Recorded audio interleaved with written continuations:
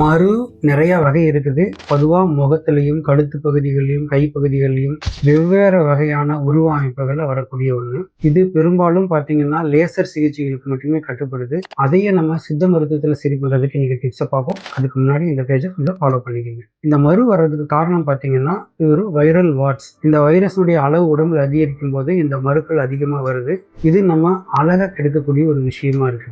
இந்த மருக்கள் எதனால வந்திருந்தாலும் சரி, அதை நம்ம மேல் பூச்சாகவே நிறைய விஷயங்கள் உபயோகப்படுத்தி தீர்க்க முடியும். அமுக்கரா கிழங்கு நார்மலா எல்லா இடத்துலையும் கிடைக்கக்கூடிய விஷயம். அதிமதுரம் இது ரெண்டையுமே ஈக்குவல் குவான்டிட்டி எடுத்துக்கிட்டு எலுமிச்சம்பழ சாறு விட்டு அரைச்சிடணும். எங்கெல்லாம் மரு இருக்கோ அந்த மரு மேல அப்ளை பண்ணிட்டு வரணும். பொதுவா இது என்ன ஆகும் அப்படின்னா, ஒரு 3 நாள் 4 நாள்ல ட்ரை ஆகி விழுந்துரும்.